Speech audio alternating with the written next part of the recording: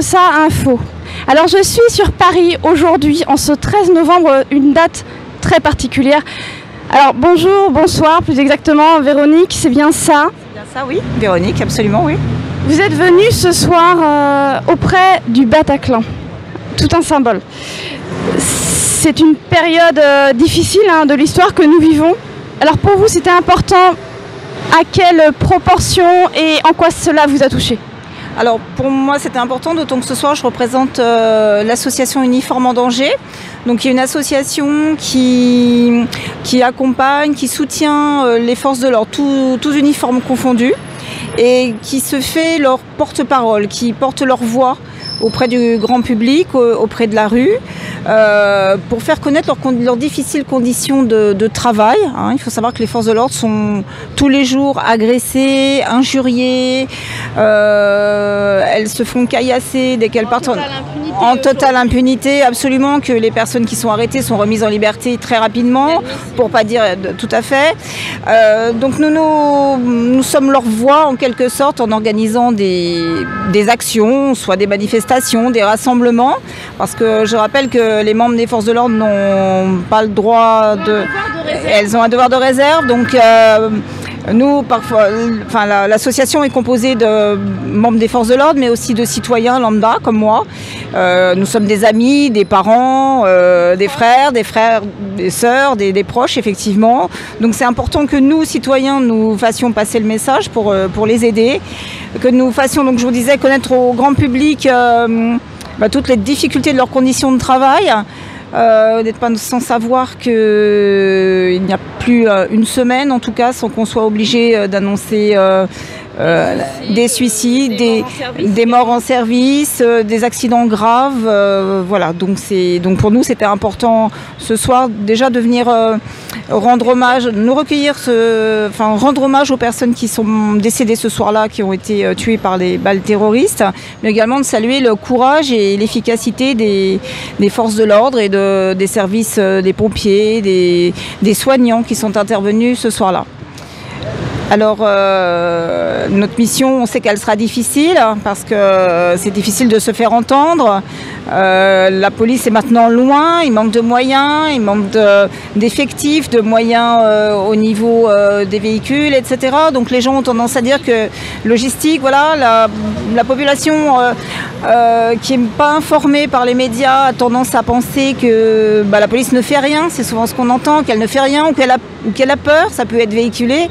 Je ne crois pas qu'elle ait peur, c'est qu'il y a des communes où le commissariat, le commissariat est implanté dans une commune et il va couvrir 5 ou 6 communes avec trois équipes pour tout un week-end par exemple.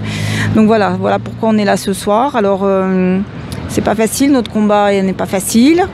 On sait que le chemin est long et semé d'embûches, mais voilà, on veut croire que c'est possible, et on veut croire que c'est possible, et on veut aussi faire savoir aux forces de l'ordre que tout simplement nous les aimons, nous les soutenons, et voilà, et qu'on va continuer de se battre et d'avancer pour eux.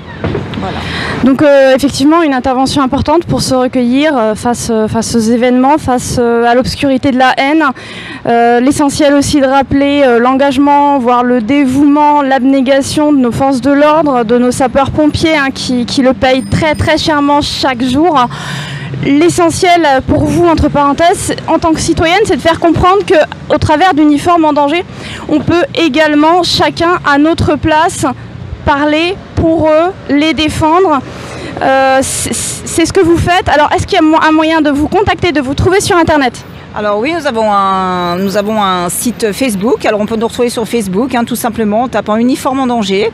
Vous demandez à nous rejoindre et puis on vous posera quelques petites questions, savoir qui vous êtes, pourquoi la motivation, pourquoi vous voulez nous rejoindre. Et puis on vous attend les bras ouverts parce qu'on a des tonnes de projets, on a besoin de bras, on a besoin d'idées, on a besoin d'un tas de choses.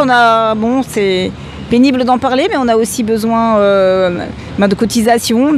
Il faut faire tourner une association, il faut qu'elle vive, donc voilà. On n'aime pas trop appuyer sur ce point-là parce que c'est toujours délicat. Les gens sont beaucoup sollicités, mais bon, c'est vrai que pour mener nos actions, on a besoin de moyens, on a besoin de vous et on a besoin de la population, pour continuer. Mais voilà.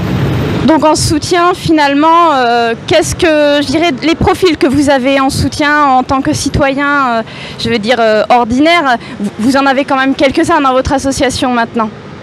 Des profils de citoyens? Oui, par rapport à votre association, comme vous par exemple, vous êtes juste citoyenne, vous n'êtes pas intégrée dans les forces de l'ordre, donc c'est un engagement qui est assez fort pour vous, vous avez quand même beaucoup de personnes qui sont dans votre profil, dans cette association? Oui, nous avons beaucoup de citoyens. Alors, comme je disais au début, effectivement, on est tous concernés de plus ou moins, moi, de près de loin. Moi, je suis ex-femme de policier, donc je sais de quoi je parle aussi. Voilà, il faut savoir aussi que, au-delà des blessures physiques et morales, il y a aussi beaucoup de couples qui volent en éclats parce que, oui, il y a le psychologique qui joue, les absences, les rappels, etc., jour et nuit. Donc voilà, il y a beaucoup de gens comme moi qui tout simplement s'investissent. Il y a aussi des citoyens qui ne sont pas concernés dans leur famille ou dans leur entourage, mais voilà, ouais, c'est beau. Il y a encore des citoyens qui pensent que voilà, notre police mérite pleinement qu'on la soutienne. Voilà. Et puis notre engagement. Voilà. Alors je dis notre police, mais bien sûr, voilà, nos uniformes, bien sûr.